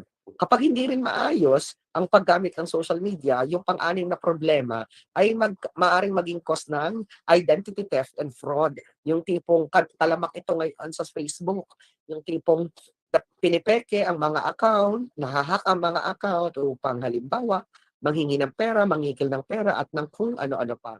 Kaya po mga ma'am and sir, as much as possible, we have to secure privacy issues sa ating mga social networking sites, and at the same time, we have to avoid posting personal and sensitive information on our social networking sites. Who knows, may iba na palang nagmamatyan sa atin. Next, number 7, the problem na talagang talamak ngayon, the spread of fake news and unreliable information. Kaya kadalasan, ang mga bata, napakadaming biktima ng fake news. May isang pag-aaral, I just couldn't recall the name of the author, pero kadalasan daw na biktima ng fake news ay yung nasa kabataan at saka yung mga nasa malapit na sa age ng pagiging senior citizen. Most of them are, hindi naman lahat, pero most of them are the victims of fake news. So napakahalaga na ma-develop natin sa ating mga bata yung media and information literacy. Kasi kung hindi natin i-develop yung MIL or media and information literacy sa mga bata, ay palagi na lamang tayong masasadlak at magiging biktima ng disinformation and fake news. Why? Because media and information literacy enables people to interpret and make informed judgments as users of information and media, as well as to become skillful creators and producers of information and media messages in their own right. And syempre, if we are developing our students of the skill of being media and information literate, they could minimize their digital footprint at they could filter their digital footprint, di ba? Mas nagiging maayos. Kasi ang kadalasan nangyayari sa bata, pag may nakitang kakaiba, instead na sa kanila naputulin at itigil yung pagpapakalat ng ganon, ikinakalat pa sa iba hanggang sa kumalat na ng kumalat. So nasaan ang media and information literacy? We know that students are digital natives. They are they are fond of using technology. Tayo bilang matatanda, ang ating papel ay di magpaunawa at magpaalala sa kanila. And syempre, after building media and information literacy among students, we could have this netiquette. Netiquette is a combination of words, network, and etiquette, and is defined as a set of acceptable online behavior. So kaya sabi natin, if we have this netiquette, let us be mindful of this. Do not say or do online what you would not do or say offline. Okay, may tanong po. May tanong?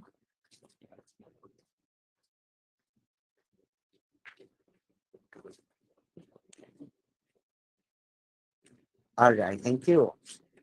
So wala naman pong tanong, let's talk about the last topic, which is education amidst the COVID-19 pandemic. Ano bang meron sa education ngayong pandemya?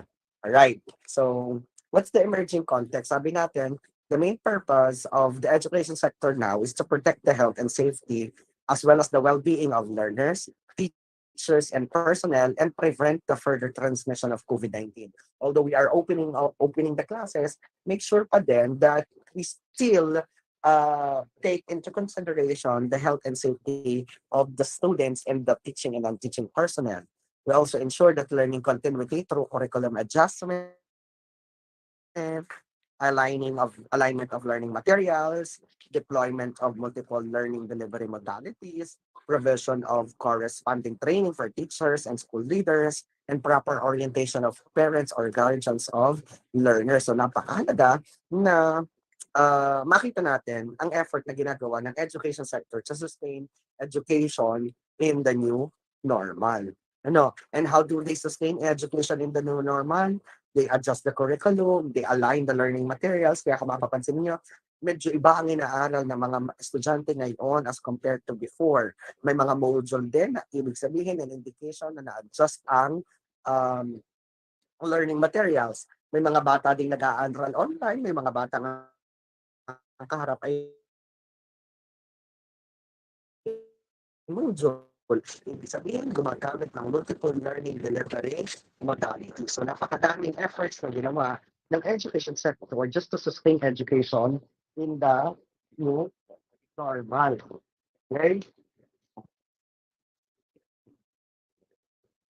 Now, let's look at this. So the identification of the most essential learning competency intends to provide instructional spaces among field partners, implementers who deliver quality instruction amid the limited learning modalities in shortening the school year. So kung mapapansin natin, na-adjust ang curriculum by providing or by filtering out the most essential learning competencies. Kasi sabi natin, it helps systematize the learning activities and effectively address the varying needs of the learners and the challenges of the instructional deliveries. Kasi kaya isinilang yung tinatawag nating MALC, sinala yung curriculum before the pandemic para maging fit sa konteksto ng pandemic. Inalis yung mga hindi mo na kailangan at ang isinama ay yung mga pinaka-essential kasi mas mahirap naman niyang mag-aral from this time.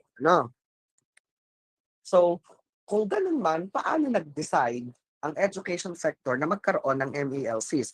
Kasi, mga ma'am and sir, we have two kinds of competencies. We have the essential learning competencies and the desirable learning competencies. Pag sinabi nating essential, ito yung mga competency na kailangan ng estudyante.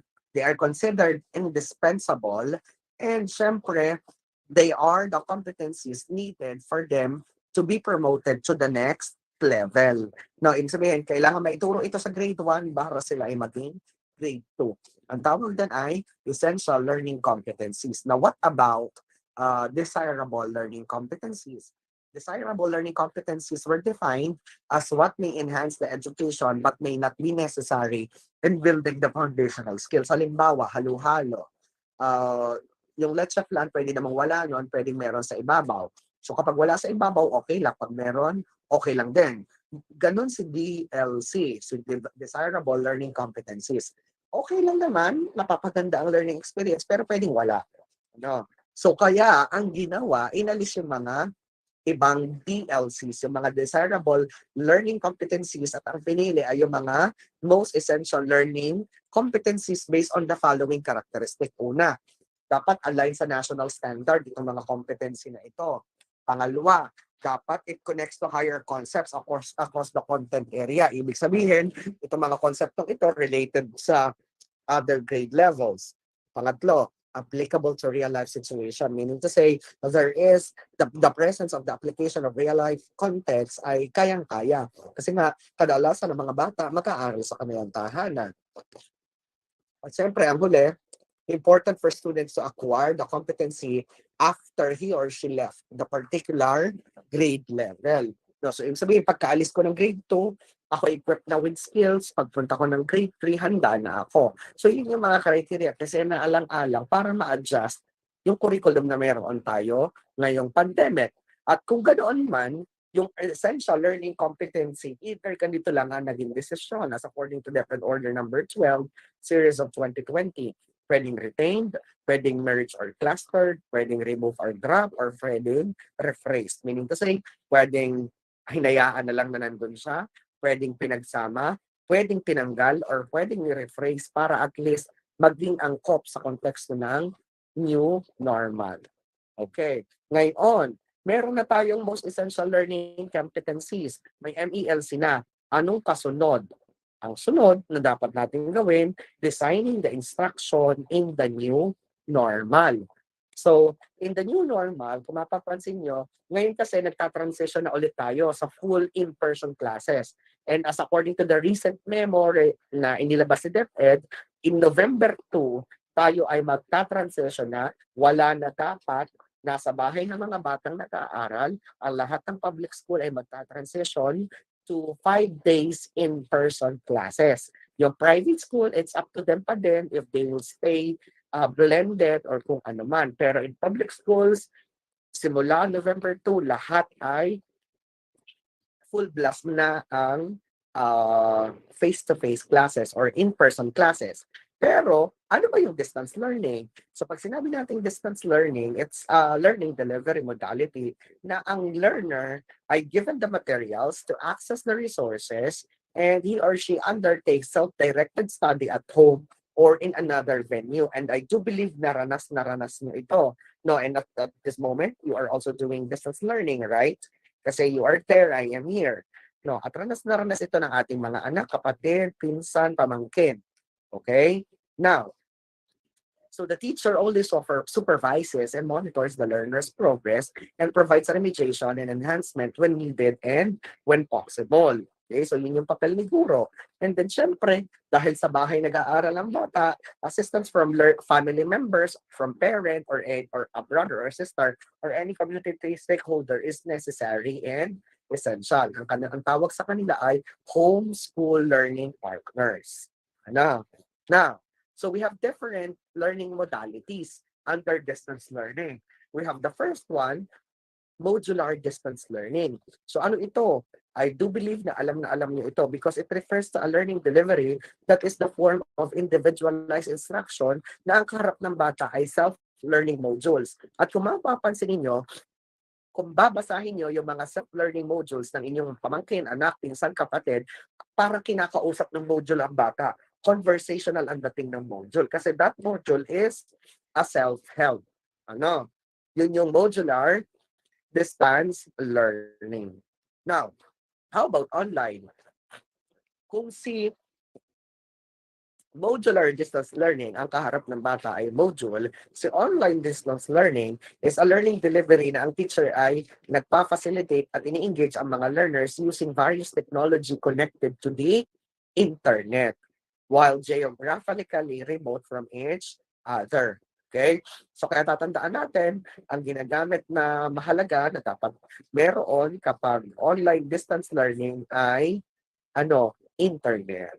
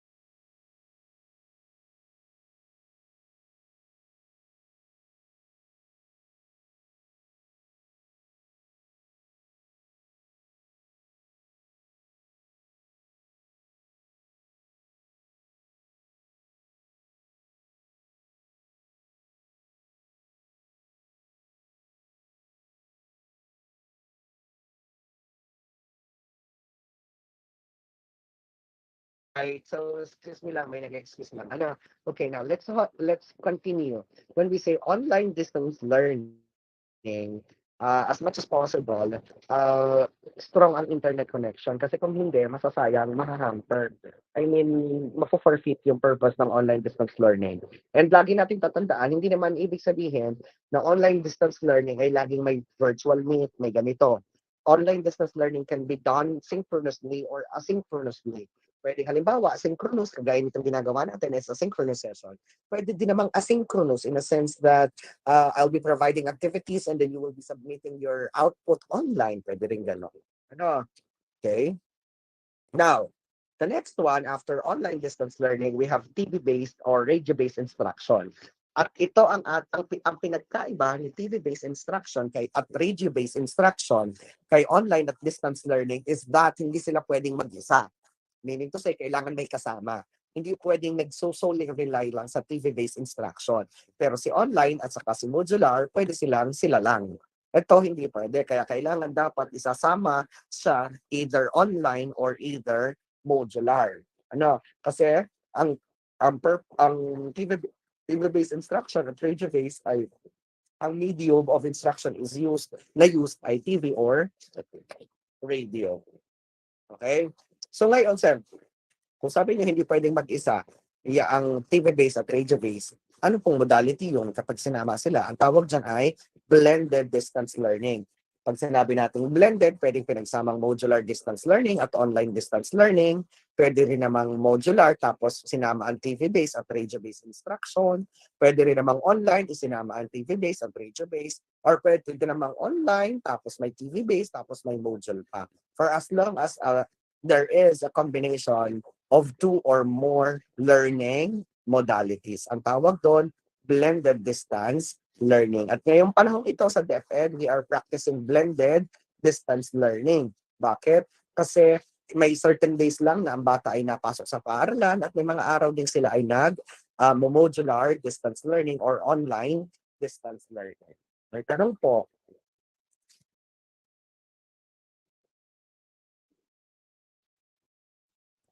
Okay, thank you. Now, let's talk about instructional decisions. Yeah, alam na natin yung instruction, yung modular, I mean yung distance learning modality. Let's talk about instructional decision. Ano ba pag sinabi natin instructional decision? At bakit mahalaga siya sa pagtuturo? So these are made to identify the student's instructional needs. Given the fact na kahit ano pang learning modality ang ginamit mo, ikaw ay nahaharap sa tinatawag nating instructional decisions which are done after the instruction. At alin ang basihan ng instructional decision natin? Yung result ng assessment ng mga bata. So say for example, after this unit, nagturo ako, ito ang nating resulta. Kailangan ko bang balikan yung content na itinuro ko or kailangan ko bang mag-move forward na kasi naintindihan naman nila. Yung mga ganung bagay, ang tawag dun ay instructional decision. And if we are doing instructional decision, we have three. We have instructional placement decision, we have formative evaluation decisions, and we have diagnostic decisions. So ito yung mga kadalasang desisyon na related sa instructional decision na ginagawa ng mga guro. Una, kung ang gusto mong malaman ay dapat pa ba akong magturo ng sunod? Ano ba yung sunod kong knowledge or skills as well as attitude na dapat ituro sa mga mag-aaral? Kapag ganun, ang tawag doon ay instructional placement decision. Bakit? Halimbawa, based on your assessment, nakita mo na naunawaan naman ng bata, na-achieve nila yung mga skills na dapat nilang ma-achieve. So, ang iisipin mo na ano ang sunod kong ituturo. Kung hindi man, alin ang babalikan ko? Kapag ganun, ang tawag doon ay instructional placement decision. Kapag formative evaluation decisions naman, ito ay during the lesson mo ginagawa. At ang tanong, gaano kabilis ang progress ng bata? Gaano kabilis nag-i-improve ang bata? And then effective ba ang strategies na ginagamit ko sa pagtuturo? Ang tawag dyan ay formative evaluation decision. Ngayon, kung hindi nagpo-progress ang bata, hindi effective ang aking strategy, anong gagawin ko? Magbabago ba ako ng strategy? Yes or yes? Definitely, kasi nga hindi effective. Kung effective naman, o i-improve pa para mas maging mas effective. Ang huli, diagnostic decision. Sa diagnostic decision naman, after ng lesson, what part of the instructional process ang kailangan i-revise?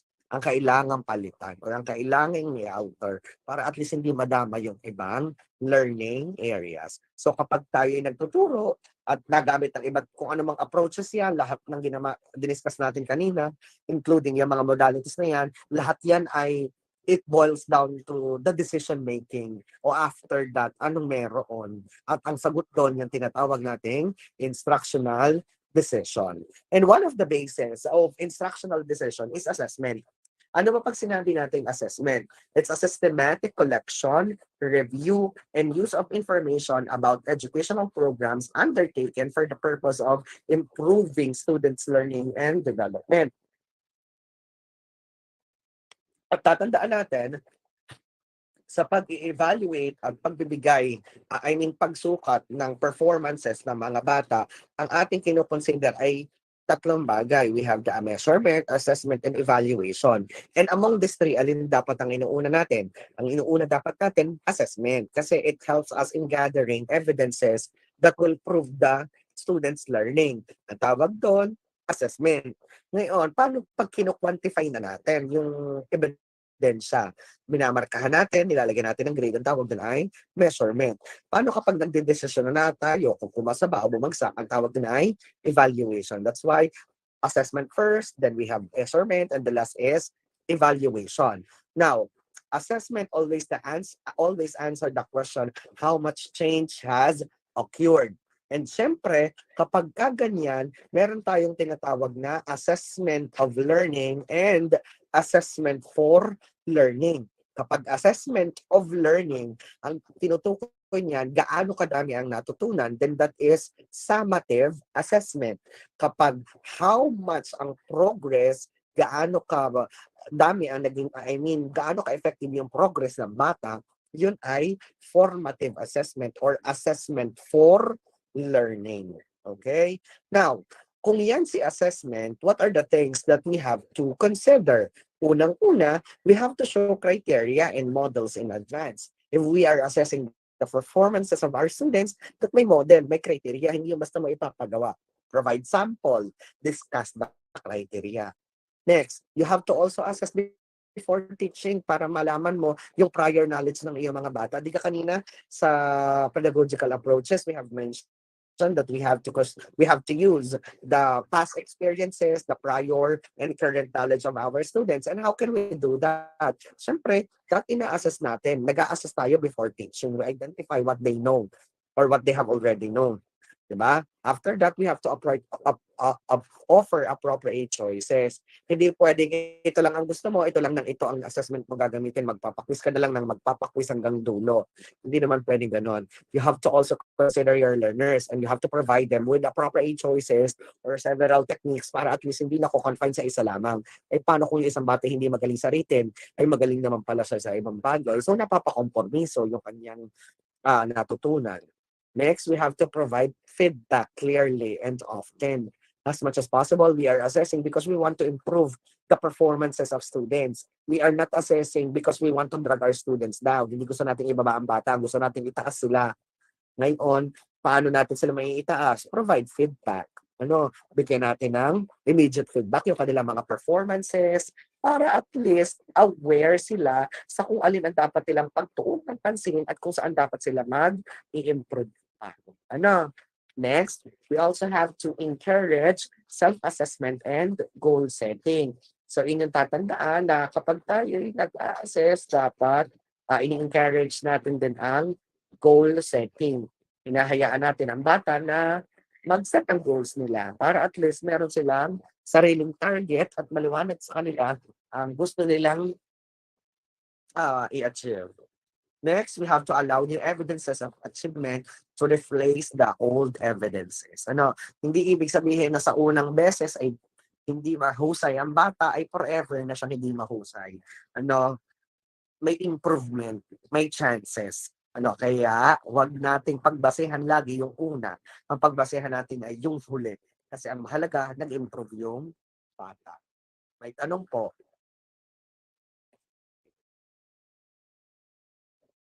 May tanong po ba? Okay. Alright. So kung wala pong tanong, allow me to leave this condition. Sabi ni Howard Gardner, if you think education is expensive, try estimating the cost of ignorance. Thank you very much.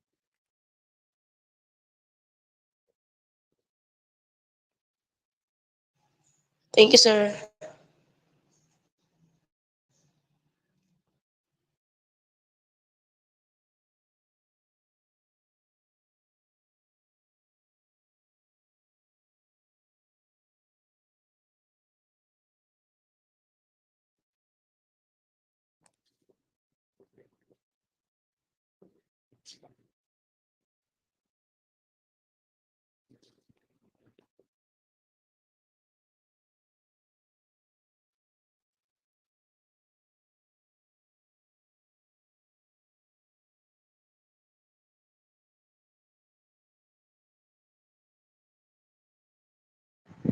Okay, so thank you so much, Dr.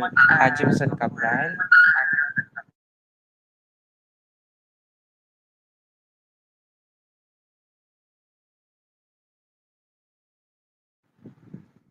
Okay, thank you so much, sir.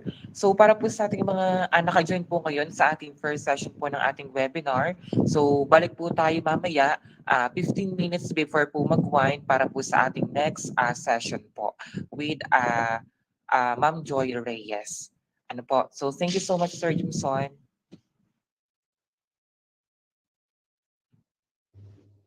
Thank you po, sir. Thank you po, sir. Alright, the pleasure is mine. Maraming salamat po. Allow me to leave the meeting. Thank you.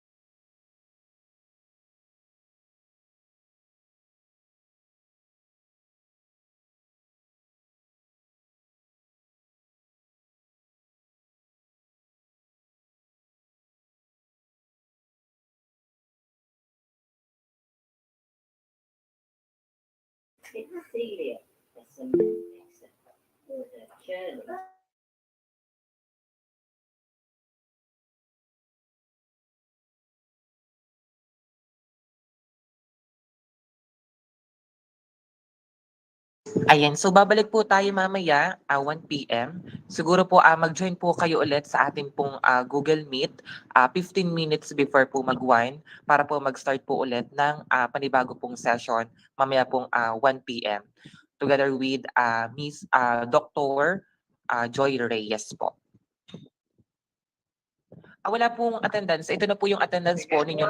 Apo, yung attendance po ninyo, ito na po yung nasa Meet kasi may nagmo-monitor po nito at noted na po yung inyong mga names po doon.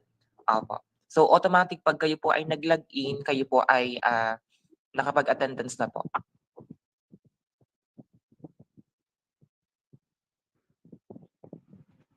Thank you po.